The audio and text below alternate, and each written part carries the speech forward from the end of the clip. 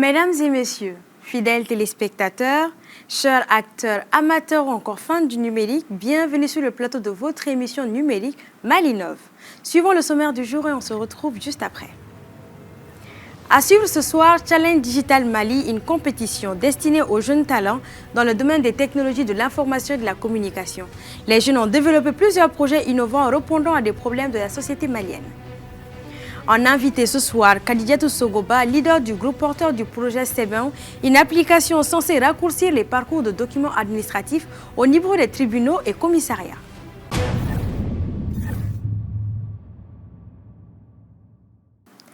Le digital ne cesse de progresser au Mali, que ce soit les passionnés de la tech qui partagent leur passion à travers l'entrepreneuriat ou les autorités du pays qui poussent le maximum de femmes et d'hommes dans ce secteur. C'est justement ce qu'a fait l'AMRTP en lançant le Challenge Digital Mali, une compétition de 2 jours qui a vu plusieurs jeunes relever des défis avec brio. Le tout dans une ambiance de concurrence saine. Retour sur ce tournoi de la tech avec nos caméras.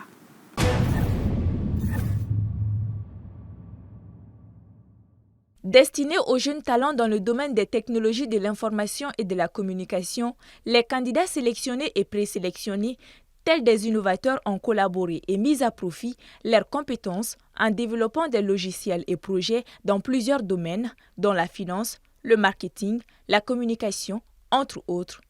Une opportunité de faire avancer des carrières initiées par l'AMRTP en vue de promouvoir les startups et les contenus locaux. Nous avons initié ce challenge pour pouvoir mettre à disposition des Maliens des contenus locaux, des contenus qui répondent à leurs préoccupations.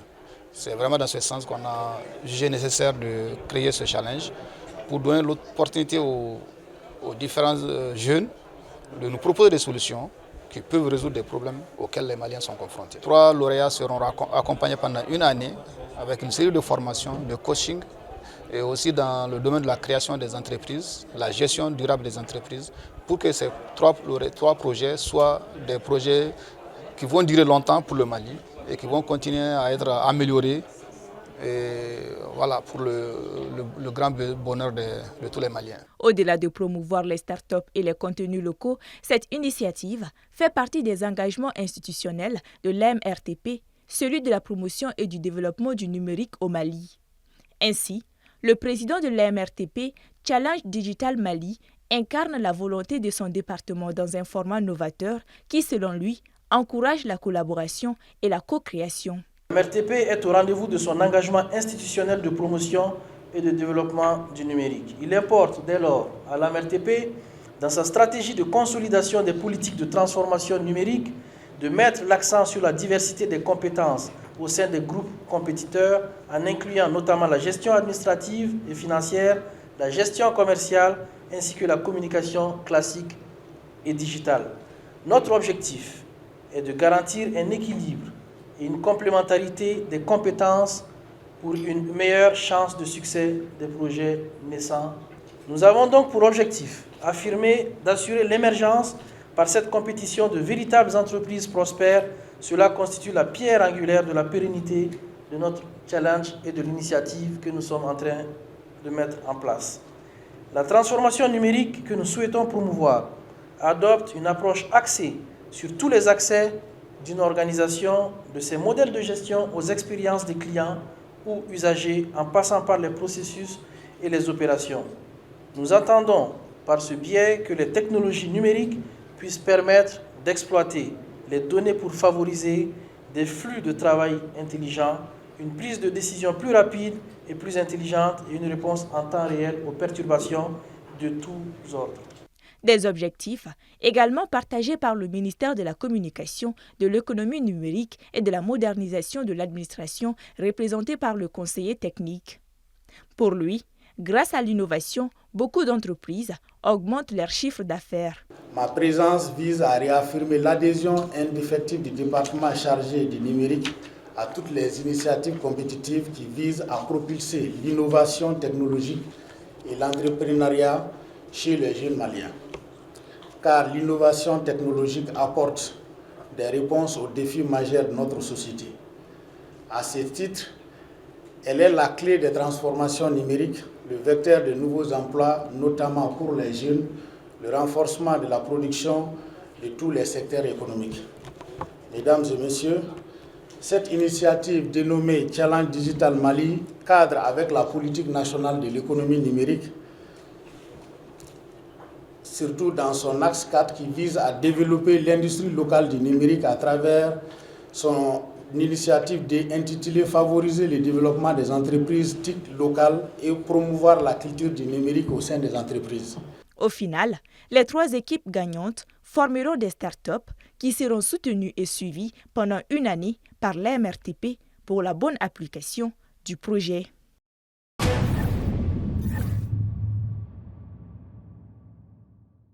Au commencement, ils étaient une dizaine d'équipes censées s'affronter au cours d'un challenge. À la fin, 3 équipes se tenant sur le piédestal ont su se démarquer. Entre logiciels de gestion des documents administratifs, applications de géolocalisation des pharmacies ou encore applications sécuritaires donnant des signaux d'alerte en cas de détresse, le public a eu droit à plusieurs idées innovantes répondant aux besoins de la population. Ce soir, Malinov vous présente non pas un, mais les 3 meilleurs projets entrepreneuriaux du Challenge Digital Mali, censés devenir des startups sous l'accompagnement de l'autorité malienne de régulation des télécommunications. Suivons.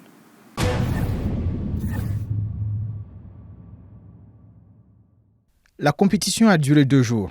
Elle visait à faire émerger des startups ayant des projets plausibles et réalisables. Pour ce faire, les organisateurs constituent plus de 10 équipes comprenant chacune 4 participants. Devant un auditoire et un jury au taquet, les participants devaient être créatifs et travailleurs. À tour de rôle, les 10 équipes challengers ont présenté leurs projets puis défendu la viabilité de celles-ci à travers les questions du jury. La réflexion fut intense et les travaux 2 fois plus. Au final, ce sont les 3 meilleurs projets qui ont été primés.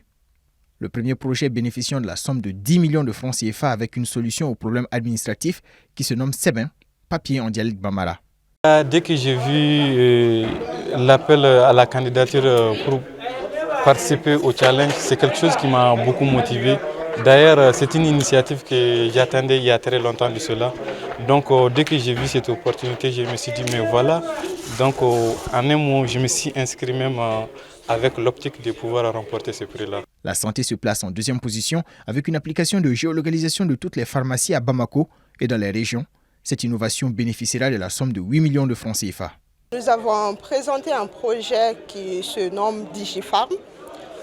C'est une application qui sera web et mobile. L'application, dès qu'on rentre dedans, elle va géolocaliser les pharmacies proches. Également, elle sera dotée d'une barre de recherche qui permet de rechercher la liste de vos produits, c'est-à-dire des médicaments sur votre ordonnance. Et l'application va vous conseiller vers la pharmacie qui a tous vos produits, ce qui sera un gain de temps. Là, vous ne serez plus obligé de passer par plusieurs pharmacies pour avoir le produit ou renoncer à l'assurance de certains produits. La 3e place, qui accordait un gain de 5 millions de francs CFA, fut accordée au projet Lacana, une application basée sur la sécurité qui donne des signaux d'alerte en cas de détresse afin d'alerter les forces de l'ordre les plus proches qui patrouillent dans le secteur. Alors le projet Lacana est une application sécuritaire. En fait, elle permet d'envoyer un signal d'alerte aux autorités en cas de détresse de tout citoyen. Ça va permettre déjà d'avoir une relation entre les autorités et les citoyens, d'avoir une prise en charge plus rapide et de rabaisser le taux de criminalité et également pouvoir offrir des emplois à ces jeunes-là qui seront bien sûr derrière le contrôle sur leur communauté. Alors il s'agit tout simplement de se connecter et un compte à rebours est lancé de 5 secondes et si à la fin du compte à rebours vous ne l'avez pas annulé, ceci est considéré comme une alerte envoyée aux autorités directement. Pour le président de l'AMRTP, il n'y a pas eu de perdant pour ce challenge. Au-delà des 3 premiers ayant bénéficié de fonds d'amorçage pour leur projet, le reste des équipes repartent avec une expérience. Expérience qui leur sera peut-être utile, tant pour leur vie active que pour d'autres éditions du Challenge Digital Mali.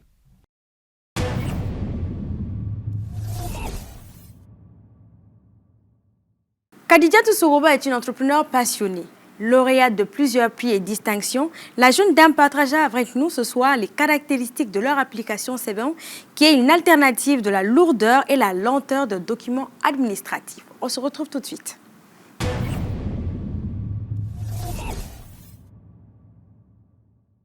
Nous avons comme invité ce soir Madame Khadijatou Sokoba. Elle est diplômée en finance comptabilité, en gestion d'entreprise et en génie logiciel. Bonsoir Madame Sokoba. Bonsoir. C'est un plaisir de vous recevoir ce soir. Je suis ravie. Alors, au-delà de la formation que vous faites, vous venez de participer notamment à un challenge nommé Challenge Digital Mali. Donc, dites-nous déjà, qu'est-ce qui vous a motivé, première des choses, qu'est-ce qui vous a motivé à participer à ce challenge?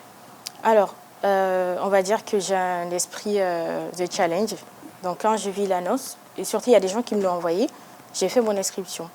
Et je m'attendais à être quand même présélectionnée. D'accord, au vu de vos compétences, c'est ça? Oui. Ok. Donc, une fois sélectionnée, il y a eu plusieurs personnes sélectionnées. Oui. Mais sur place, vous avez été mise en groupe. Est-ce que c'est la sélection qui a mis les gens en groupe ou bien vous avez choisi vous-même les personnes avec qui vous avez des affinités? Alors, il y avait 3 profils, sinon 4 profils, parce qu'il y avait 2 développeurs, donc on va dire un profil de développeur pour 2 personnes.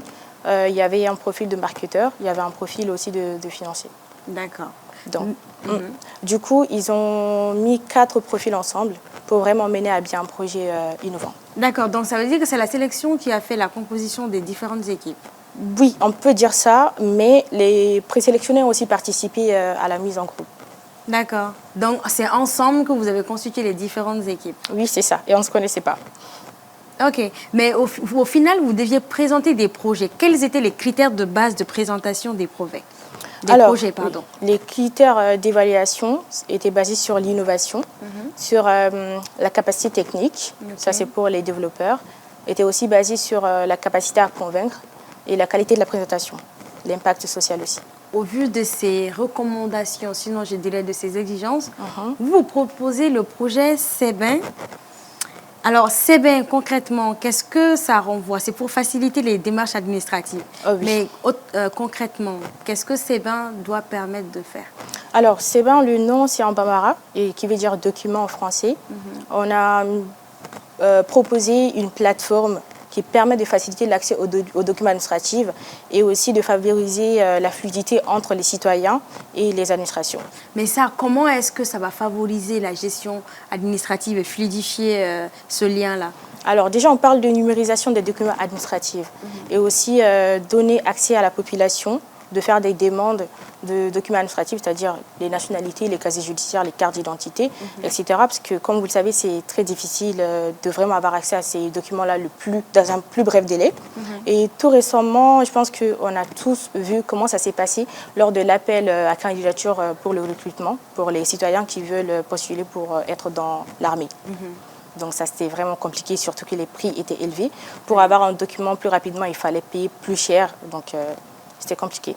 C'est dans ce cadre-là vraiment qu'on s'est dit que ce serait mieux de trouver une solution qui pourra faciliter l'accès aux documents à la population. D'accord. À partir du moment où, pour avoir ces documents, il faut un lien entre les commissariats et les tribunaux et la population civile.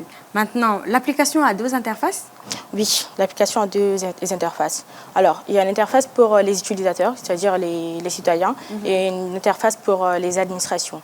Eux, on peut appeler aussi des admis. Nous aussi, nous sommes des admis, mais eux, ils sont des admis, on va dire, à moitié. Ils sont des admis à moitié. D'accord. Donc, il y aura des institutions qui seront sur l'application, mais de façon virtuelle. Ça permet aussi d'informer, parce qu'on ne sait pas, des fois, on se demande où est-ce qu'on peut avoir accès à ces documents, c'est dans quelle institution. Maintenant, si tu rentres dans une institution, par exemple, on a un commissariat, commune 6, commune, etc. Donc aussi, le tribunal 2, la Cour suprême, donc tu rentres. Et les documents qu'on doit récupérer là-bas sont dans les institutions. D'accord. Ça veut dire que ces différents départements doivent d'abord souscrire à votre application? Oui, mais c'est nous qui devons faire les démarches parce qu'on doit aussi se déplacer dans les sous-régions pour sensibiliser, pour aussi expliquer le projet et vraiment être en partenariat avec l'État aussi. D'accord.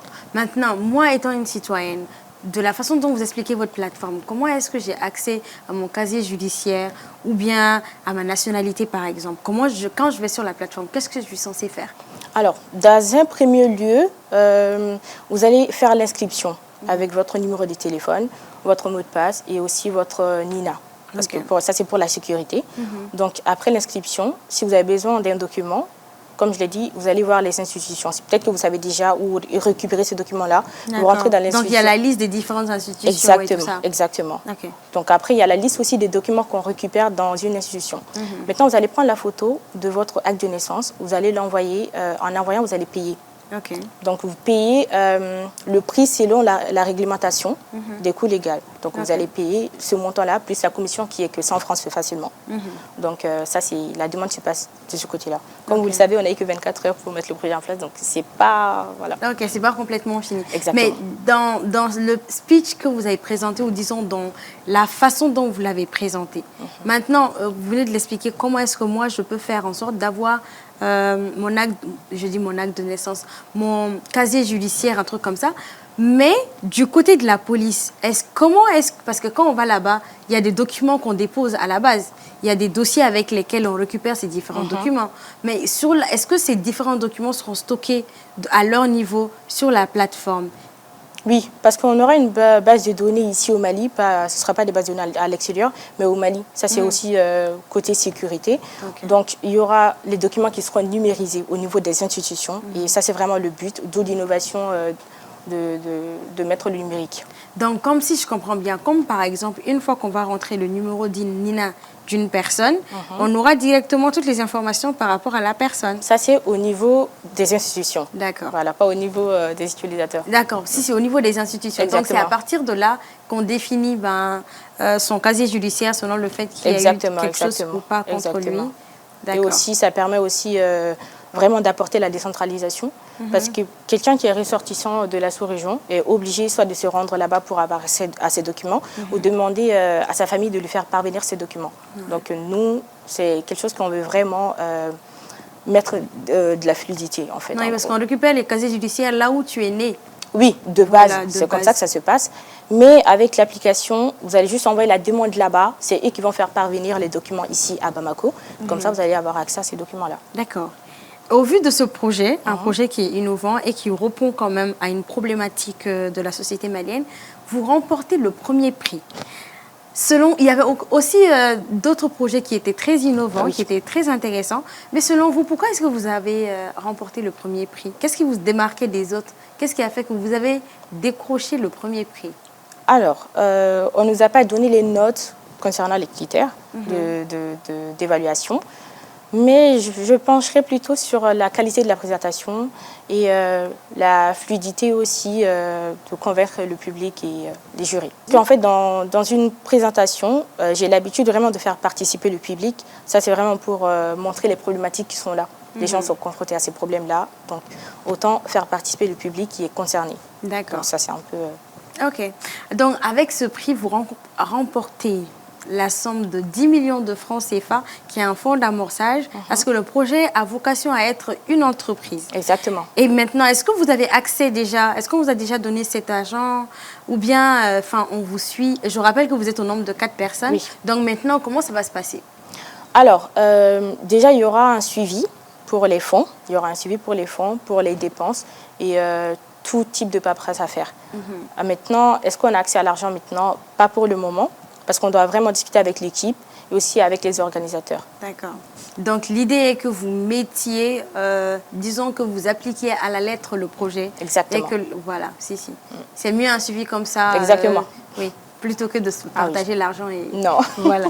Et d'ailleurs, on vous félicite pour ce premier prix. Merci beaucoup. Et au-delà de CB1, vous êtes également entrepreneur. Vous êtes la promotrice de Kenea Box. Kenea Box, dont on a parlé dans cette émission, qui est un dispositif médical. Donc aujourd'hui, quelles sont les améliorations que vous avez apportées à Kenea Box? Alors, les améliorations apportées à Kenea Box depuis la dernière fois, et qu'on a participé à d'autres compétitions qu'on a remportées, représenter le Mali à Berlin. Et ça nous a vraiment permis à mieux s'adapter au marché, à mieux vraiment évoluer dans le sens où, vous savez, le monde évolue maintenant à grande vitesse. Et c'est quand même un peu compliqué à chaque fois d'ajouter d'autres fonctionnalités pour s'adapter à la réalité de la vie. Donc, sur ce champ, nous sommes vraiment en train de mettre le paquet. D'accord. Et on vous félicite pour le prix que vous avez remporté à Berlin déjà. Mais est-ce que vous pouvez un peu nous rappeler comment est-ce que déjà les différentes fonctionnalités de base qu'a Kenea Box? Alors, Kenea Box est une plateforme et aussi un dispositif médical, une application qu'on connecte et qui donne accès à plus d'une dizaine de fonctionnalités, comme l'assistance médicale en français, en anglais et dans nos langues locales, note audio pour ceux qui ne savent pas lire, réception des fiches médicales, planification de rendez-vous. À partir d'un code QR, vous pouvez stocker tous vos documents médicaux et avoir accès plus tard si vous avez d'autres consultations dans d'autres pays voisins ou encore dans la sous-région. Donc c'est un peu le principe de Kenabox. Est-ce qu'aujourd'hui ça marche bien? C'est-à-dire, est-ce que beaucoup de personnes optent pour le dispositif? Oui, alors on va dire qu'on a fait le premier pas, c'est-à-dire le test niveau utilisateur. Et je pense que ça s'est très bien passé, mais il y a quand même des améliorations à faire. Parce que vous savez, Kenabox, c'est aussi le stockage des données personnelles, les données médicales qui sont vraiment sensibles. Donc à ce niveau-là, on essaie vraiment de mieux évoluer, quoi. C'est un dispositif qui est intéressant, qui aide les gens, surtout sur le plan sanitaire. Mais comment est-ce qu'on y accède? Alors, les dispositifs en vente dans les pharmacies sont à 20 000 francs. Donc, vous allez installer l'application mobile. Il faut déjà faire une consultation vraiment générale de tout le corps pour remplir la fiche médicale qui va comporter. C'est le dispositif qui fait une consultation globale? Non, c'est le médecin. Il faut passer dans les hôpitaux. Les hôpitaux partenaires, oui. Les hôpitaux partenaires. Et sur l'application et sur la plateforme, il y a les hôpitaux qui sont stockés de façon virtuelle. C'est-à-dire que tu peux rentrer dans l'hôpital, par exemple, Luxembourg ou encore Golden Life. Donc, c'est le médecin qui vous place qui fait la consultation, mais vous allez juste amener le dispositif, installer l'application. Maintenant, le médecin va faire la consultation générale et il va remplir la fiche médicale. D'accord. Donc, c'est un peu donc à partir de là, la montre qui est le dispositif vous suit à temps réel. Exactement. Ok. Et donc, ça envoie des signaux d'alerte? Oui, c'est ça, c'est ça. Et en cas de problème aussi, par exemple, si la tension est très montée, en fait, le dispositif va envoyer des informations chez votre médecin traitant. D'accord. Et donc, à partir de là, le médecin peut vous contacter? Exactement, exactement. Okay. D'accord. Au vu des différents prix que vous avez eu à remporter avec Kenabox, est-ce que ça annonce de nouveaux objectifs?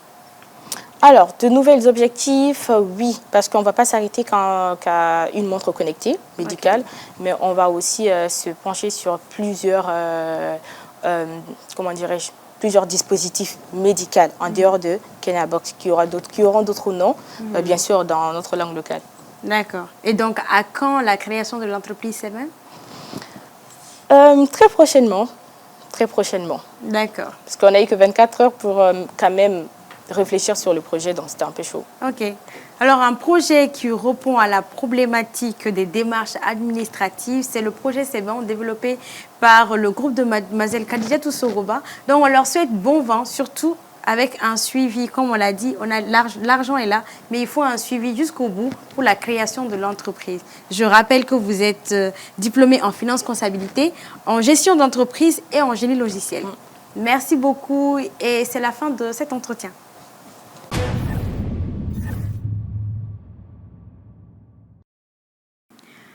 Instagram lance une nouvelle fonctionnalité pour contrôler le temps d'écran des jeunes tard le soir. Cela faisait quelques mois que Meta multipliait les initiatives visant à préserver la bonne santé de ses utilisateurs, principalement celui des adolescents. Ainsi, Instagram va suggérer à ses utilisateurs adolescents de fermer le réseau social la nuit pour limiter leur temps d'écran. Le message est déployé automatiquement depuis le 18 janvier comme un avertissement. Les messages apparaîtront lorsque les adolescents âgés de 13 à 18 ans passeront plus de 10 minutes sur Instagram après 22 heures, que ce soit pour regarder des réels ou encore envoyer des messages. Le message rappellera aux adolescents de délaisser les réseaux sociaux et filer au lit, le but étant de limiter leur temps d'écran. Meta précise également que l'affichage ne pourra pas être désactivé dans les paramètres de l'application. Toutefois, l'adolescent sera libre d'ignorer le message en question et de continuer à scroller jusqu'au bout de la nuit. Ceci est une réponse à la plainte contre Meta par 40 États américains qui lui reprochaient de nuire à la santé mentale et physique de la jeunesse américaine. Rappelons aussi que l'application Instagram invite déjà les plus jeunes utilisateurs à faire une pause dans leur utilisation toutes les 10, 20 ou 30 minutes.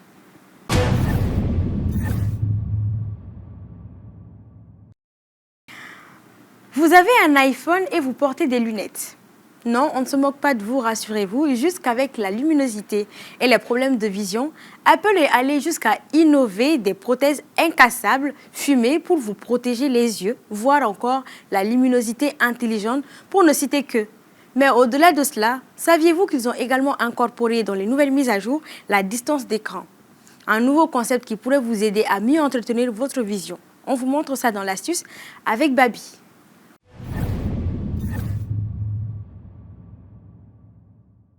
Pour que votre iPhone vous informe que vous êtes trop proche afin de garantir un bon entretien de votre vision, vous allez d'abord dans les réglages, ensuite dans temps d'écran. Cliquez ensuite sur distance de l'écran. Une fois dans la nouvelle interface, activez distance de l'écran. Une fois cela fait, on est bon.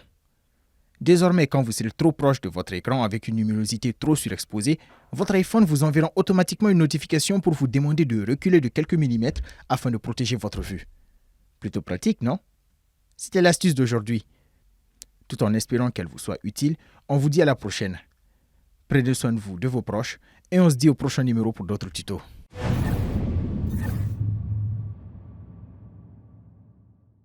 Ainsi s'achève le numéro 104 de votre émission. Merci à tous de l'avoir suivi et pour votre constante fidélité. À la semaine prochaine pour un nouveau numéro de Malinov et surtout pour beaucoup d'innovation.